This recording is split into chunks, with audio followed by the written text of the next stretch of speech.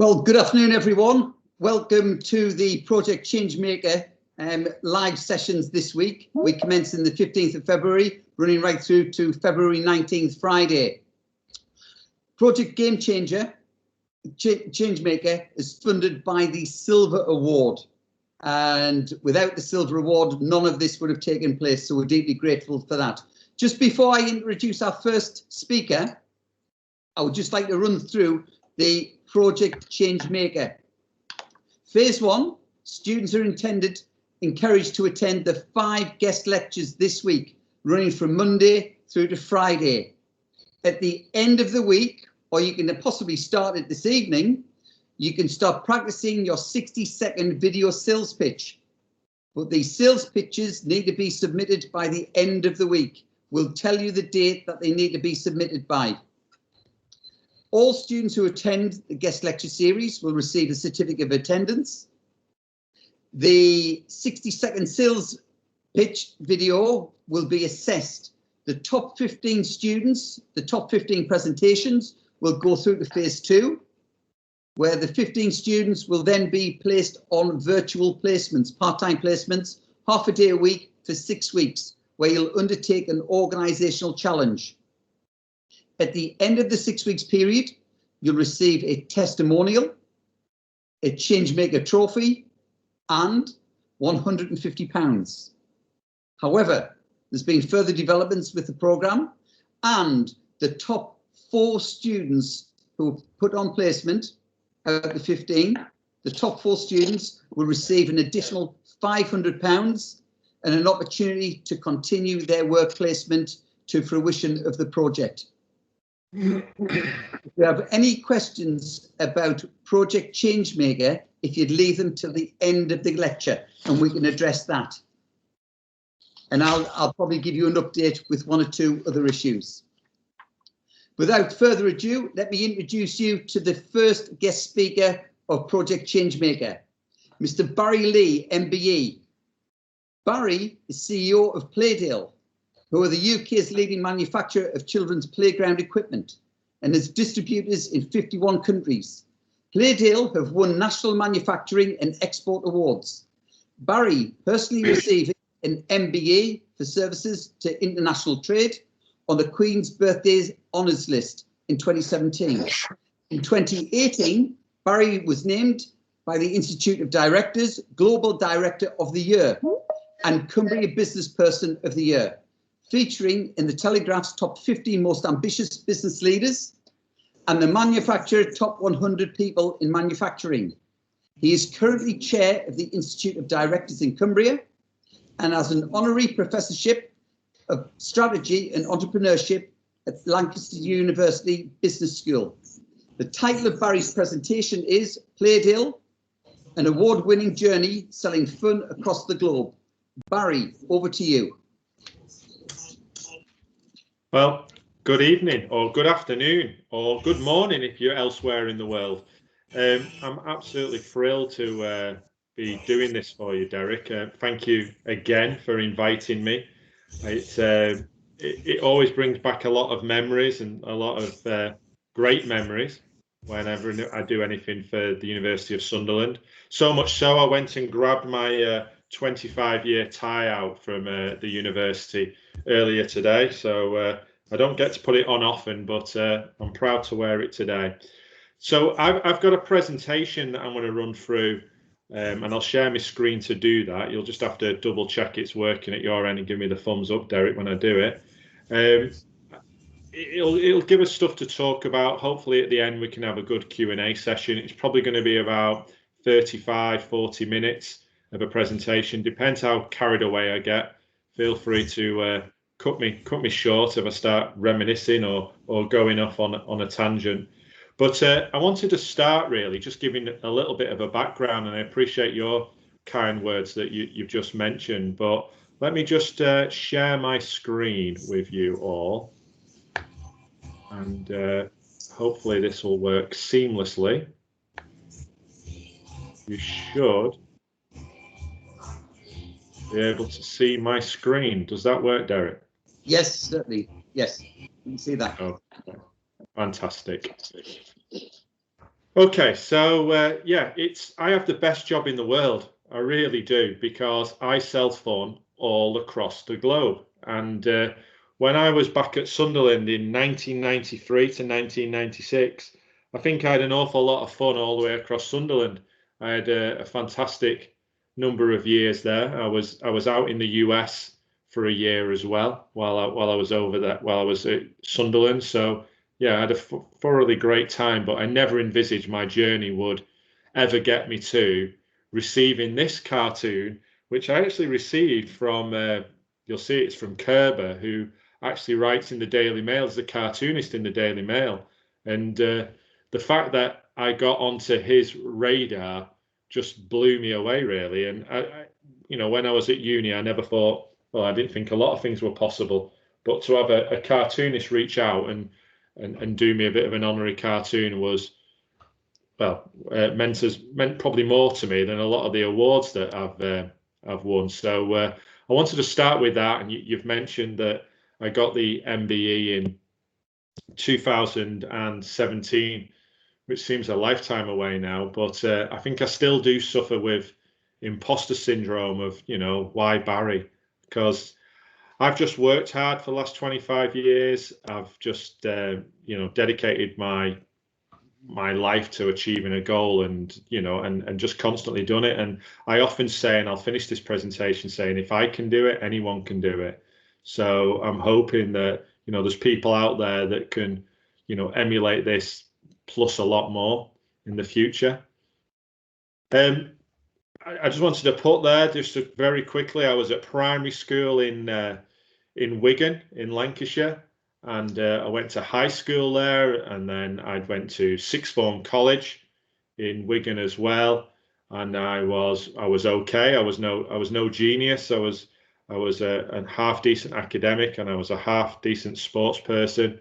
And I was lucky enough to get into the University of Sunderland, and I joined there would have been September 1993, and I might even have a classmate one or two on here. And if they are, I still miss people every day. But we had a fantastic 3 years there, and the university was still, quite young as a university. And yeah, we had a fantastic time. And like I say, there I went to the US, went to South Georgia as part of a program in 1994 to 95. And then once I left Sunderland, I did my master's degree following that, because I'm pretty competitive, and anyone that knew me on the course knew I was quite competitive, and I had to differentiate myself from the others. And I thought, well, there's X amount of courses doing the same course around the country. How do I make myself different? And I was lucky enough to get a scholarship for my master's degree, and I did that straight after there. And then it was into the big world of work. So I had to I put a few pictures in, I forgot. So as you can see, I was a lot scrawnier than I was just before I joined uni, and I was a half decent athlete, and I'm the skinny guy in the middle I just don't recognize now, even though I'm on a crash diet at this moment in time. But then I was lucky enough to get to the university, and I think it's so apt that the strap lines, the tomorrow makers, I really do. And you can see there's a picture of me there over in the US. And I used to walk past that sign in South Georgia every day, and classes start at 8 a.m. in the US, and it was about 85 degrees at 8 a.m. It was a lot different than walking around campus at Sunderland. And then I say that the journey of my university to be appointed an honorary professor at Lancaster University at the business school about 2 years ago now, it must be coming up to. Was a huge honour, because obviously I looked up to a lot of lecturers that I did, and I do my fair share of guest lectures now over at Lancaster. So what's my career progressed? The career, well, when I left my master's degree, I was lucky enough to start working for a company called Technogym, which was the wellness company at the time. And that was designing and building health clubs, which I thoroughly enjoyed, thought it was fantastic. And I was lucky. I threw myself at it because I enjoyed it so much. I was so passionate about it. And after a year or so, they actually recognized the international group that I was this keen young individual, and I was the youngest by 7 or 8 years, and they actually put me onto a global development program, and I guess that was a lucky break of mine. And I'd then spend a weekend a month in a different capital city around Europe, and I got to meet some very influential people that, well, influential on my career, on developing me and how to manage people and how to manage projects and how to manage your time and how to empower, engage people, and it really around man management and presentations. And from there, like a red rag to a bull, someone called me and said, we want to get the best people in the UK. And I obviously said yes without asking any more questions. And after about 6 interviews, I ended up at the Cordwell Group, which owned Phones for You. And that's probably the hardest company in the UK. You got a long service badge if you'd been there a year. It was a crazy place to work. But at the age of 25, I had 150 staff. And it made me grow up very, very quickly. And I learned an awful lot of things about how to engage and empower staff and achieve goals and achieve tough goals as well. And I left there when Vodafone bought Phones for You for 1.8 billion. Unfortunately, none of that came to me.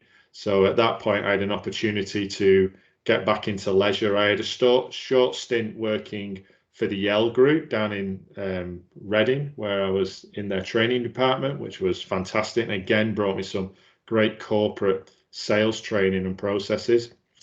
But I was desperate to get back into leisure, and then opportunity came to join a family business. And you can't quite see it on there, but I'll show you some pictures in a minute. A family business that had been around since 1735. It's actually the 9th generation of a family business. And they had aspirations, and they had aspirations to grow. And I'll tell you a little bit more about that in a minute. It was already a successful business.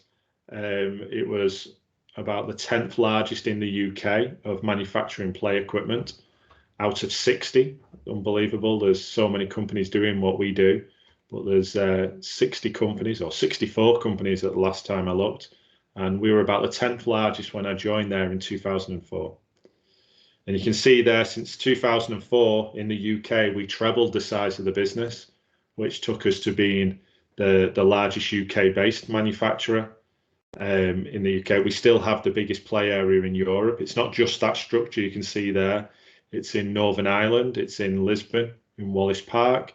It's about a £1.2 million build, which sounds fantastic when the average order value is about £10,000. So you can imagine that was a fantastic thing. But we're now in 51 countries, and I'm going to tell you how that journey happened and how we achieved it. And there's a picture there of South Korea. Interesting story about South Korea. The biggest housing developer in South Korea is actually Samsung, and they have a luxury brand called Hoban. And every time Hoban build a new high-rise, they put a Playdale playground in. So who'd have known it? And I've been managing director now of this business. I joined as sales and marketing director, and I've been managing director now for the last 6 years, which has seen, again, a huge amount of growth. So Playdale, it's not Barry and awards, it's about the team and what we've achieved as a team. And we've been recognised on the international stage an awful lot. We've won International Team of the Year, we've won National Manufacturer of the Year for different organisations, but we were named a Commonwealth Export Champion, and that's working with the government for the Commonwealth countries. That was back in 2018, where I was lucky enough to present at the Commonwealth Heads of Government meeting down in London. And I actually sat next to the president of Commonwealth countries on one side of me and heads of state from other. It was a great experience. And we're actually, picture's out of date, but they didn't launch a new symbol because of the COVID restrictions, which is crazy. But we're a DIT, Department of International Trade Export Champion. And we've been one of those since 2013. So, and then probably the greatest award you can win in international trade in the UK is a Board of Trade Award. There's something like only 11 ever been awarded. and we got awarded that by the Secretary of State in 2019. So we're recognised to follow the correct processes. We don't see it as anything special. We're very process driven, and we just make sure we do things right and learn from any mistakes. So it's phenomenal that wins awards. So I said the family's got a huge history. So 9 generations, and that picture's taken from 1920. It's one of the earliest pictures we've got in the business. And it's I think it was an 8-ton piece of oak that they were making veneer cabinets out of at the time and exporting those veneer cabinets to Germany. And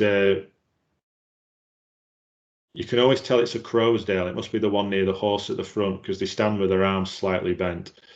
But that progressed, and they've always worked in timber and steel and forestry. And sat there are the 4 founding members. You've got the father and son at the front. So you've got Jack Croasdale, who's the 8th generation, and John Croasdale, who's the 9th generation.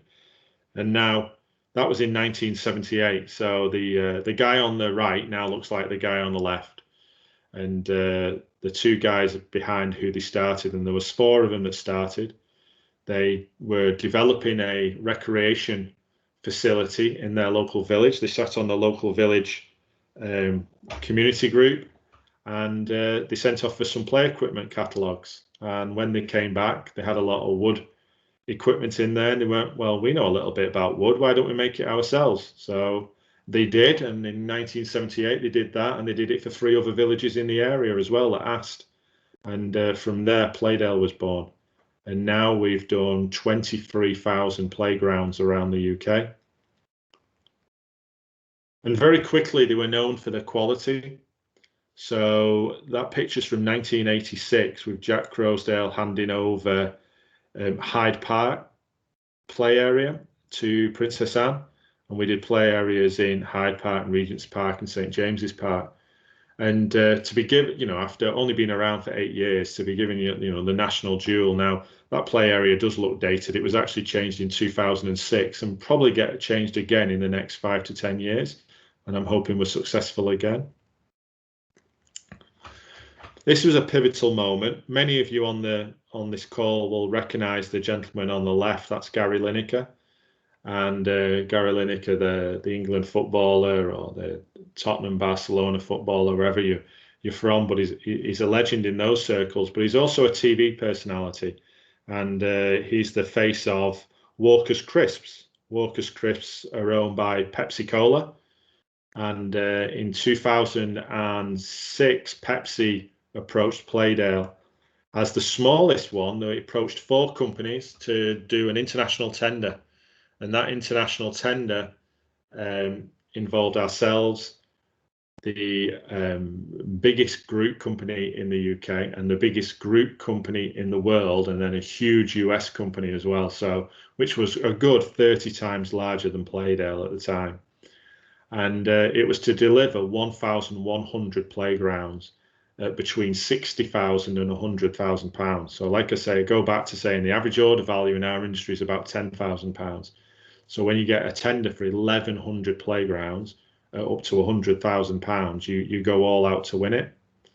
And Playdale won it, which was it's phenomenal. I remember where I was that day, and yes, I did have a bit of a smile on my face. And it was weeks of Pepsi turning us upside down and presentations in boardrooms and all of that training that I'd had in the past. I pulled upon and got the team organised, and we rehearsed and we delivered, and we beat the best in the world on our patch, and they were gobsmacked. They couldn't believe it. And we delivered 2 of the pilot parks in 2007, one in Reading and one in Leicester. And then, unfortunately, the global financial crisis hit, and Pepsi put that project on hold. It was a CSR project they had planned, and they put it on hold. And it's on hold to this day.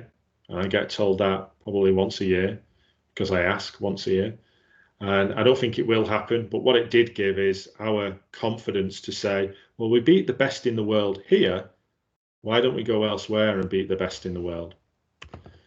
So 2008, 2009, we said, right, well, with austerity measures, the UK market was destined to shrink, and we'd guessed it'd shrink by about 30%. There was a lot of money ring fenced in the UK up to 2011, so we knew we had to get ready and be able to be operating by diversifying. And I just finished my MBA tax that I was doing at the University of Salford in 2007, and it talked about the blue ocean strategy. And it said, what is our blue ocean? Well, we looked at how could we diversify in products, and we couldn't really compete with stuff coming in from Eastern Europe or Asia. So we did actually end up saying, well, let's go and export, and that can be our blue ocean. And we went on lots of courses, or I went on lots of courses. I'm very action orientated. I started an action sheet, came back after the first weekend and said to the team, right, we need to change this, this and this. And they all thought I was nuts. And they said, well, get us some orders and we'll think about changing our products or our packaging or the way that we write our invoices. And very quickly, we got our first partner.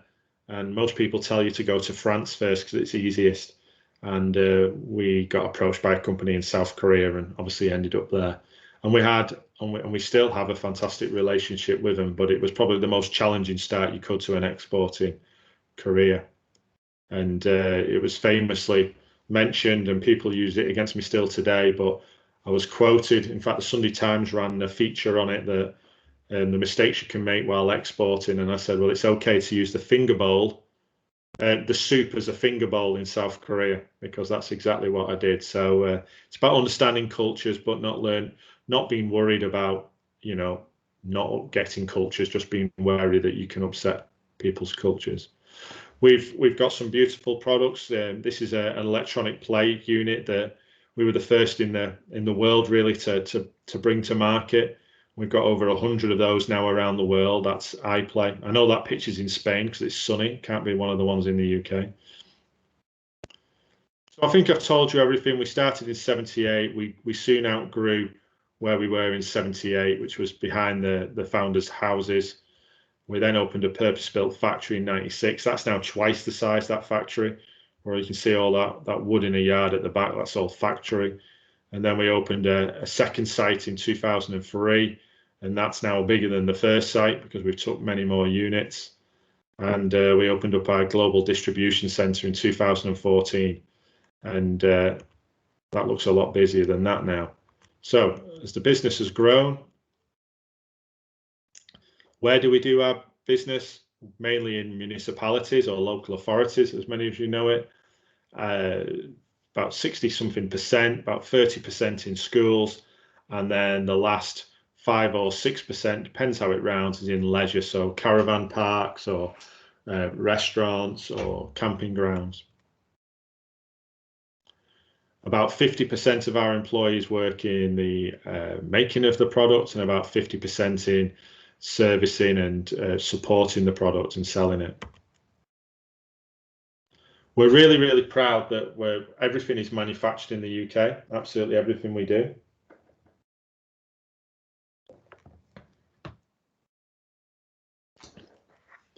And that gives us a market share. It's now actually 23,000, excuse that. But it gives us a market share of about 9%. So there's about 230,000 playgrounds in the UK. So we've still got plenty to go at. And it's a hyper competitive market. Like I said earlier, there's about 64 competitors that we know of operating in the UK market at this moment in time, which is good in one way because it drives up your professionalism. So I told you why we started. We forecast the UK to slow down. And we literally started by Googling, how do you export? I registered on the Department of International Trade, or UKTI as it was then, Passport to Export course, went on to Gateway to Global course, and we had an international trade advisor, and we just attended as many workshops and seminars as we could, just to learn everything. You have to be a sponge at that front end, and a lot of those seminars and workshops signpost you to look up other things, and slowly but surely, if you immerse yourself in a market or into a process, you start to become, you go from novice to somebody who knows a little bit, And then maybe after 10 or so years, you can consider yourself an expert. We started to look at market stats, and you can see there that the UK market is actually nearly twice the size of the German market. So we started to go to the markets that had the biggest opportunity, and we just continually moved down the list. And we looked at GDP as well, but the most helpful thing we ever did was, let's look at the 10 biggest companies in the world and let's see which countries they're in, because everyone has a very useful, helpful website. So we literally did the exercise of, right, okay, well, all 10 competitors are in Japan. There must be a market in Japan. Let's go to Japan. And we did. And we did that every year, where we chose 6 new countries.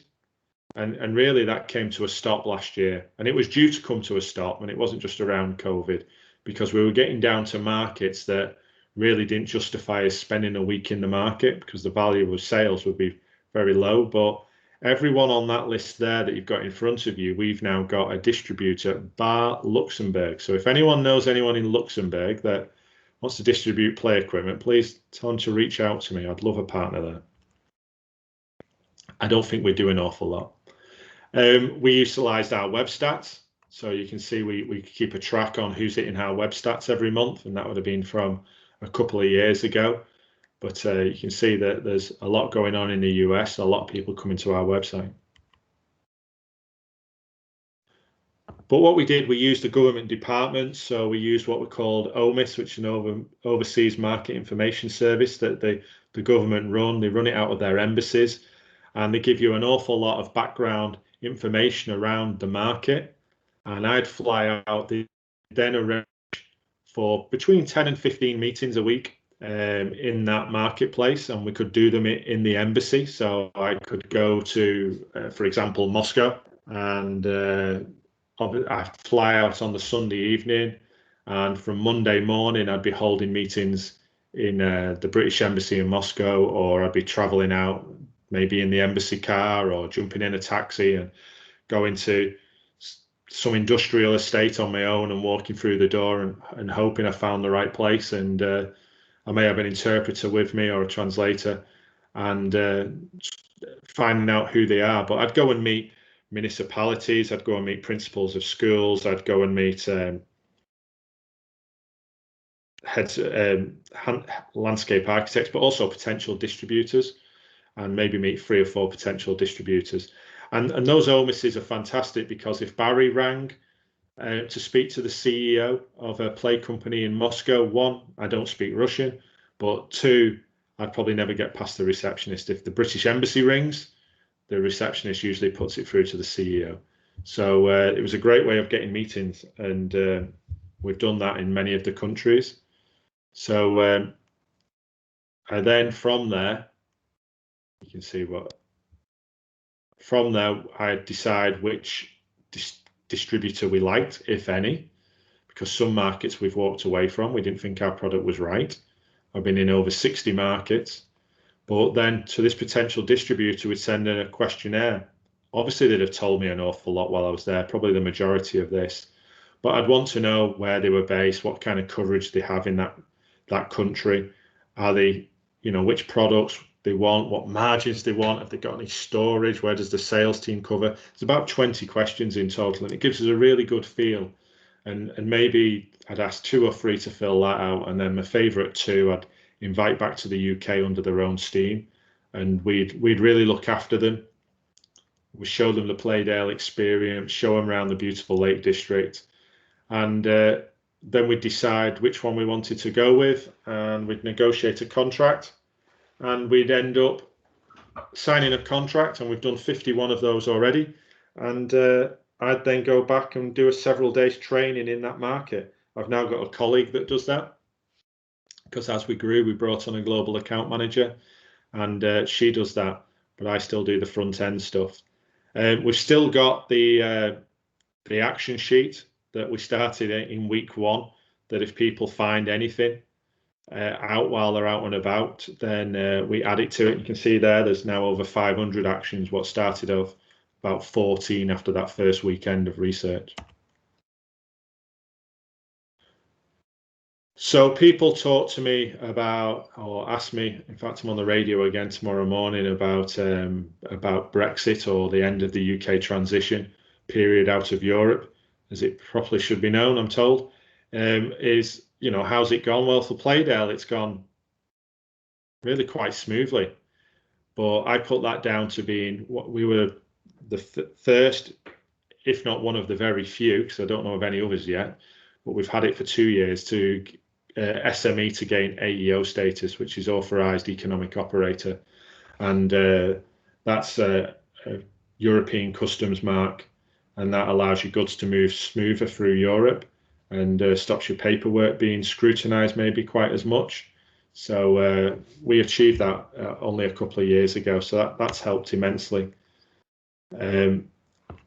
How do we run it? Like I said, we look to be in 6 new countries every year and do an OMIS. So we like our charts, we like our planning, we like our preparation, but you can see there's a typical year of traveling from a couple of years ago. And obviously my initials there of BL, and you can see in that year we were in, well, Turkey, Cyprus and Saudi Arabia in the month of January, and the UAE and Belgium and Australia in February. And there was an awful lot, and people thought, you know, I may be exaggerating, but I've done 600 flights in the last 10 years, and that's all been done in economy as well. And I'm not quite as skinny as I was in those photos earlier, and I'm still 6'3". So we've really had to work hard, you know, and we've done it as a business. We've done it on a shoestring, really, to keep growing that business. So I'll give you an idea where we have distributors across the globe at the moment. This might ever be slightly out of date, because we brought a couple on in the last year or so. I can see Estonia is not on there. Okay, so Estonia, we've now got somebody. Croatia, we've now got somebody. We're speaking to someone in Greece. So we're still active on looking. And we're looking for someone in Oman as well. So what does that mean to a small business? Well, since we started in Australia, in that first year, we do hardly any. And I go back to saying it again, the average order value is about £10,000. We've done over £700,000 in Australia. Now, we've got no right to sell in Australia. Our products are of exceptionally high quality. There's other manufacturers that are Australia based, and our kit, we've had in fact, I was up at the distribution centre earlier today, and there was a container leaving for Australia this morning. That'll be at sea for 6 weeks, but people still see, you know, to buy Playdale. And it's because we got there, we went across, and I spent time in Australia, and I worked with our distributor to make sure that they were going to be successful. And yeah, you can see that's our equipment, obviously on beautiful sandy sunny beaches. Singapore has been a great place, and every year they consistently give us some great orders, and it's a phenomenal place to visit, and I love my time in Singapore. And if I could trust the internet enough, I'd play you a video. But there's if you go to our Playdale's YouTube channel, you'll see some case study videos if anyone ever wants to. And this is a fantastic school and a fantastic story in Singapore. It's the Tangling School, which is an international school. And I turned up, and that area you can see in that picture was just a concrete plinth that they used to ride their trikes around. And the head teacher greeted me, and I was only doing my research, and she greeted me and came on in and said, right, well, what do you think we can do? And I scorn all of my sales team if they don't measure a site correctly. We've just recently invested £45,000 in 3 more laser measurers, and we do everything to the 100th of a millimeter, and it makes sure there's no problems on site. And obviously I didn't have any of that equipment with me back in whenever this was, 2013. And so I paced it out, literally paced it out, and the lady went, well, we've got £80,000 to spend. And we said, right, fantastic. And we did them a lovely play area, and it was one of the first sites we did in Singapore. And obviously on the back of that, it's given us plenty more business. and another school down the road, but this is not a private school, it was a public school. A lot of people warned me about going to China and said, oh, I wouldn't go to China, they're going to copy your goods. Well, you know, I've spent an awful lot in China since, and realized that they do understand what quality is. And they also understand that, you know, they can manufacture it. Obviously, they make the iPhones, and there's some amazing quality coming out of China now. But this is in the Olympic Park. So the Bird's Nest Stadium in Beijing. There's the Bird's Nest Forest, I think it's called.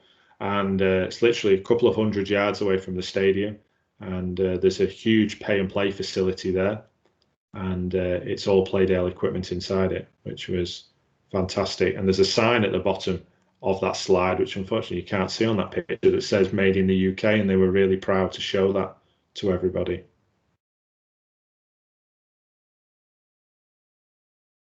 So I've talked about, we've won lots of awards. You know, it's really great for the staff winning those awards. It's all about the team. You know, without them, we wouldn't do what we've done. So it's great that they get to dress up and get on stage, and it just empowers them to go again. And I try to send them as many times as I can, because it's because of them that they get it. But sometimes, unfortunately, I have to get up on stage and get the awards.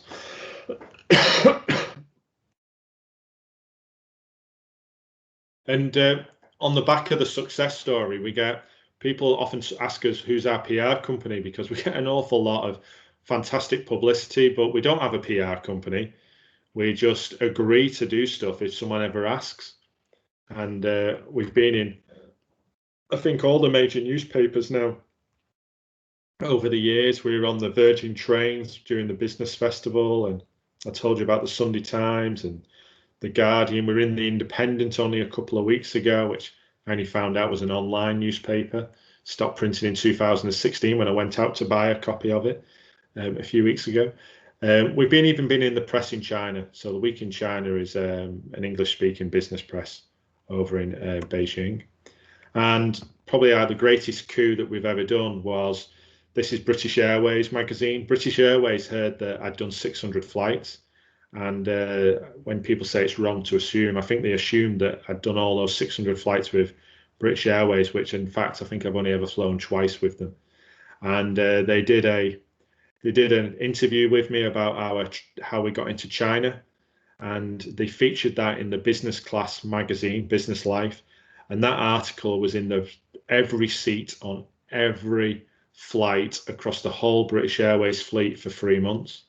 So you talk about free publicity, and we actually sold a huge private playground down in Hampshire to a family that own a chain of very high-end hotels, and they'd read it in that article. But it was fantastic exposure.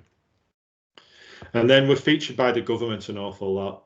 So and we're featured in their campaign, and I mean it when I'm speaking to individuals and students that, you know, Playdale's just a company that do things the right way, and we follow processes, and we're hardworking, and we make sure we pick up where we can do better. And it's this embedding a culture of continuous improvement, always looking to improve ourselves.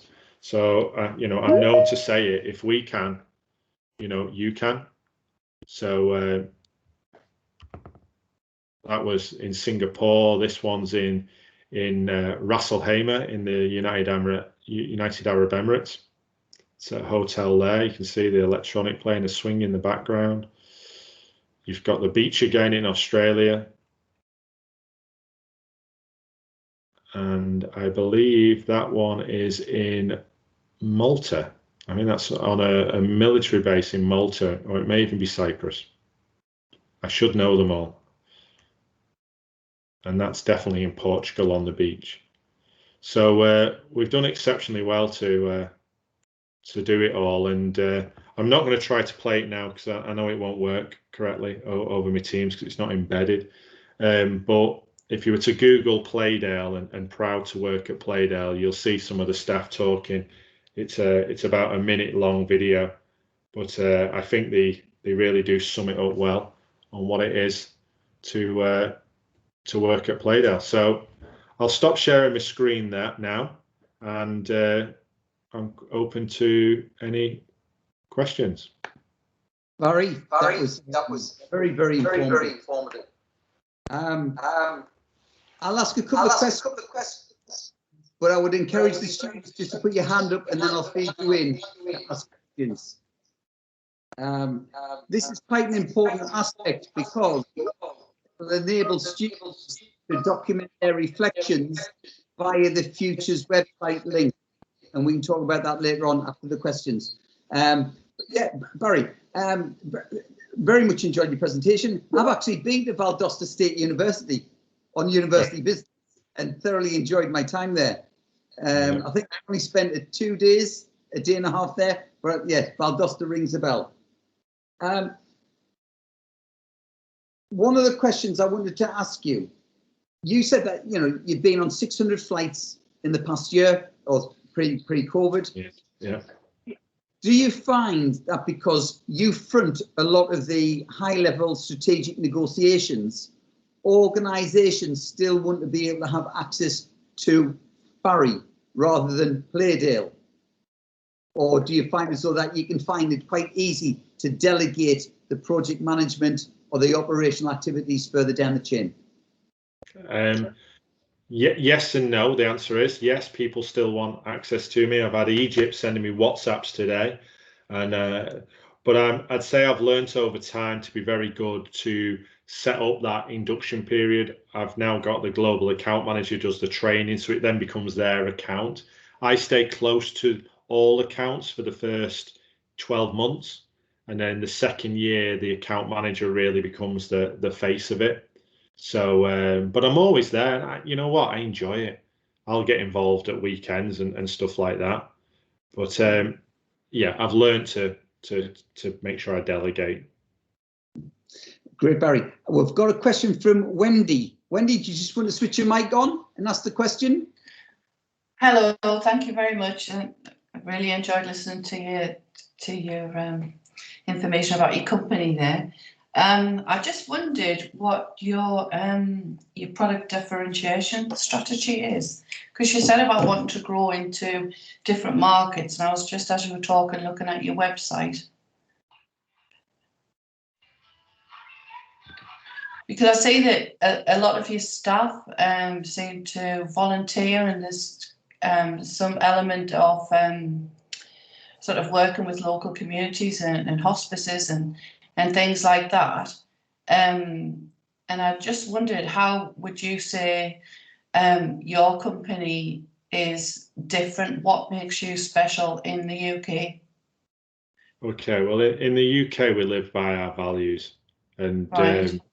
And I say in the UK because through distributors it's hard to create that culture elsewhere, and it's something we're trying to develop. But at the end of the day, different cultures are very different.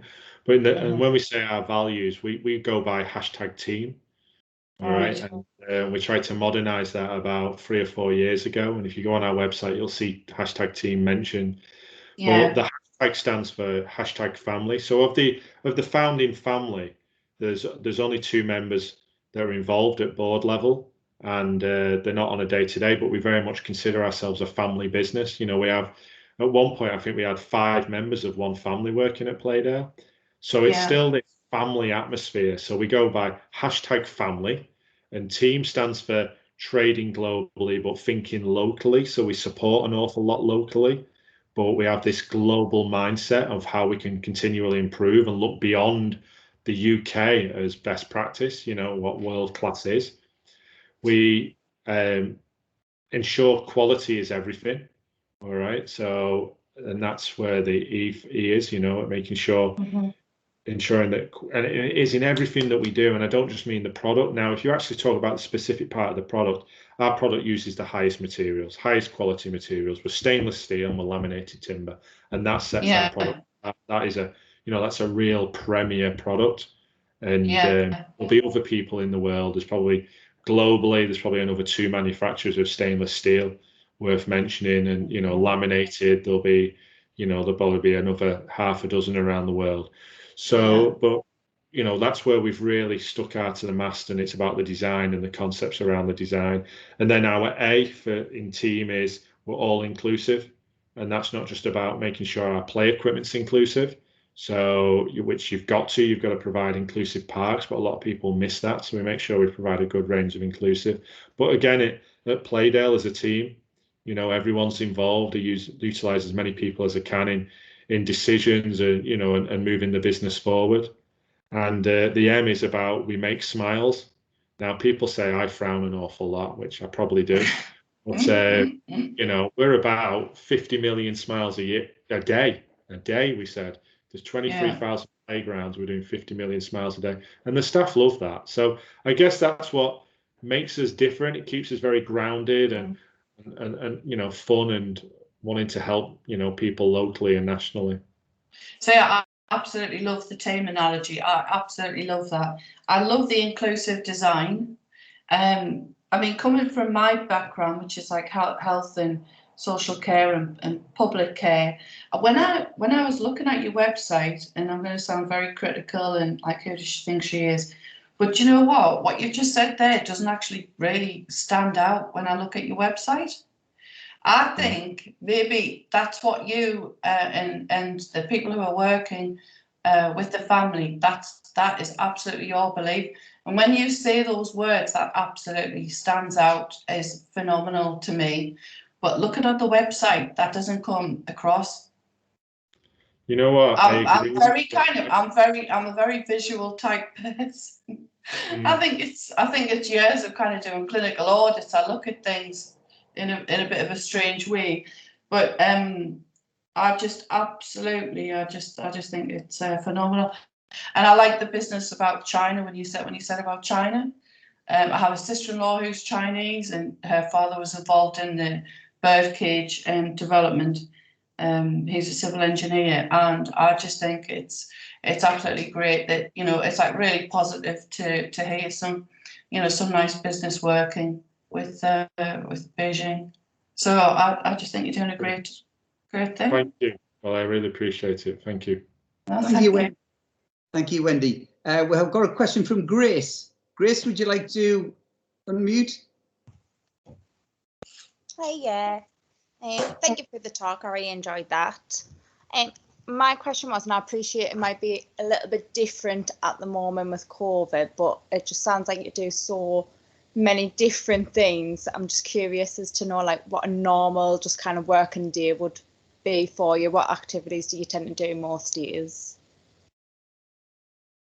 On the day-to-day now, I tend to be about 80% strategic, working on the business. So developing the brand and developing relationships with stakeholders and potential stakeholders. So, you know, a good example today, I've been in the business. I've been walking, you know, I believe in about management by walk around. I've spoke to virtually every member of staff across 3 different sites and get up to speed on where they're at. And I've helped a few people out with PCs for the kids recently and things like that. So checking, you know, they'd got all that and they were all set up and stuff. So that's what today's been. But if I go back to Friday, I had a bit of a high level meeting with Sage, which is obviously a big Northeast company. And we're working with them on a strategic level on developing software for SMEs.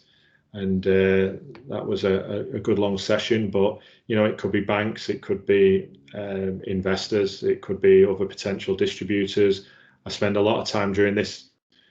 You know, I'm not one to waste a crisis, so I've spent a lot of time in developing myself as well and sitting on webinars and just craving all the information I can. So see if we can second guess our way out of it. And so far so good. I found the more we learn, the better decisions we make. Does that kind of answer it? Yeah, that's lovely. Thank you very much. Thank you, Grace. Elena, would you like to unmute? Not unmic, unmute. Very nice to meet you. So I wanted to ask, what did you do differently at CEO and OMB? I'm sorry, I missed all of that. Did you get that, Derek? It was slightly broken. Elena, if you just if you just try and speak up a little bit stronger to pull a line. Okay, yeah. What did you do differently that made you the CEO and not the employee? What did I do differently to make me the CEO? Yeah, and not an employee. And not an employee. Okay. It was recognised that I was the key driver to take the business forward, and had been for a good number of years. And actually, when I joined the business, it was as like MD designate anyway. So I was on a bit of a journey for the current MD at the time, who then became the chairman, who was the family. He wanted to surround himself by better people, and he'd be openly saying that. He was very much a practical guy and not much of a business orientated person. So it was all part of the journey, really. Thank you very much. Thank you, Eleni. We've got another question from, is it Hadi? Hadi. Hello, yeah, it's Hadi. Yeah. You've mentioned traveling and attending physically the places where your projects are being done, attending the meetings physically. As you know, the COVID has changed this feature. So like all the meetings are now being held throughout platforms. Do you think that in the future you will be like holding meetings and projects virtually from the UK all around the world without attending physically? And if yes, do you think that the efficiency of the job will be like before? How do you think this will change? Well, I think there's two answers to that.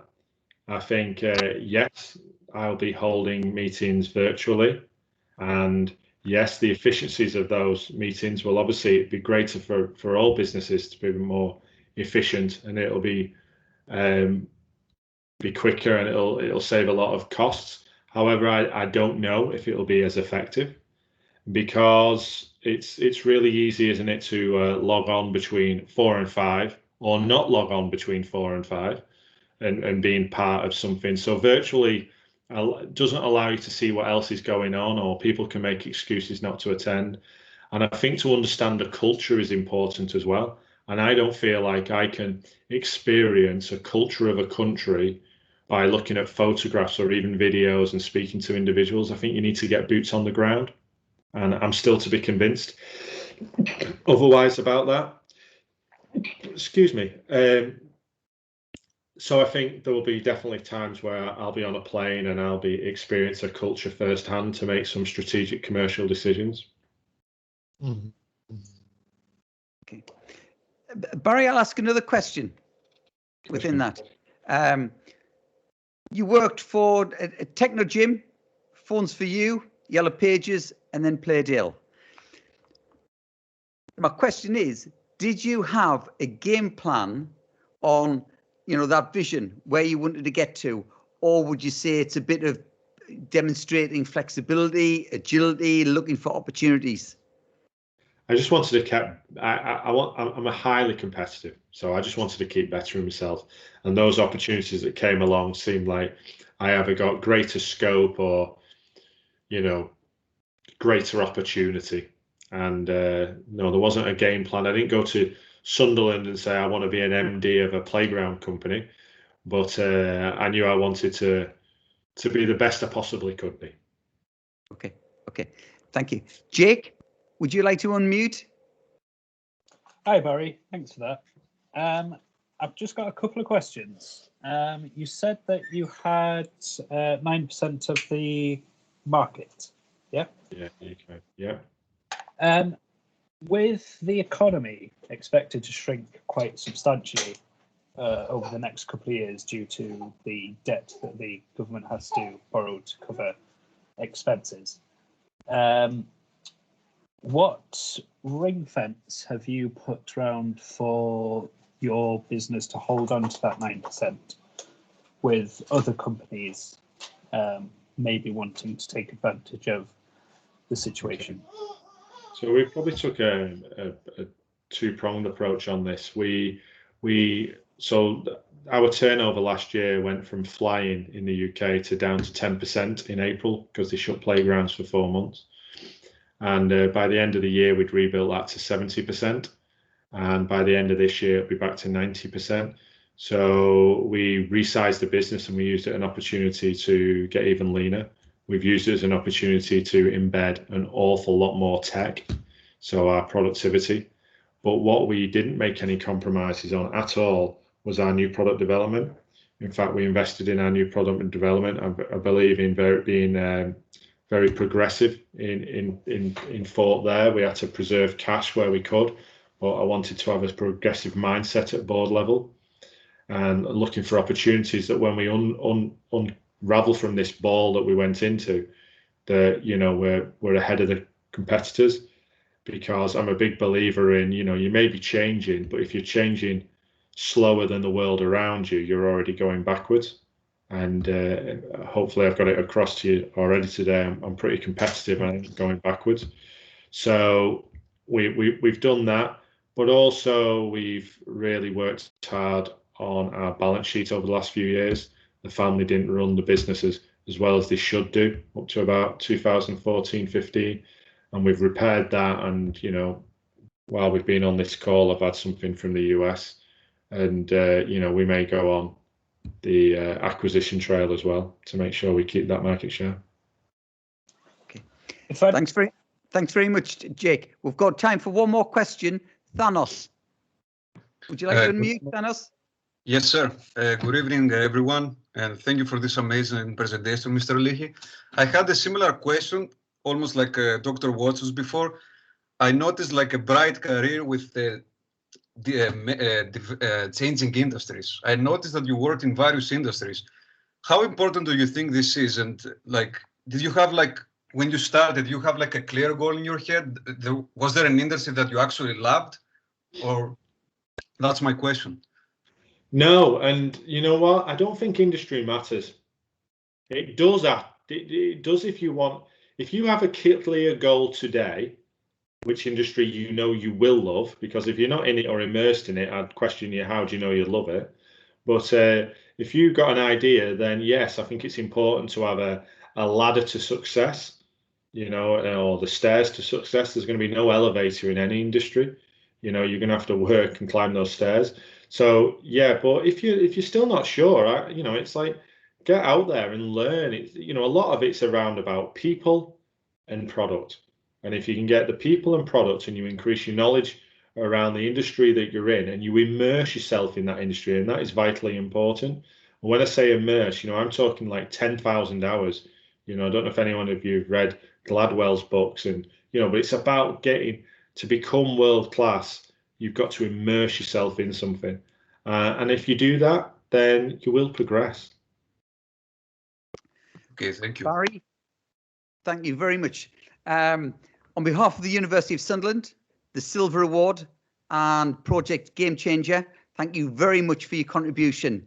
And hopefully we'll touch base again in the future. So thank you very much. If the students would stay online, because I need to talk to you about Project Change Maker. Thank you very much. And best of luck to everyone. And, you know, I hope you all go on to have fantastic careers too. Okay, good luck. Bye-bye. Take care.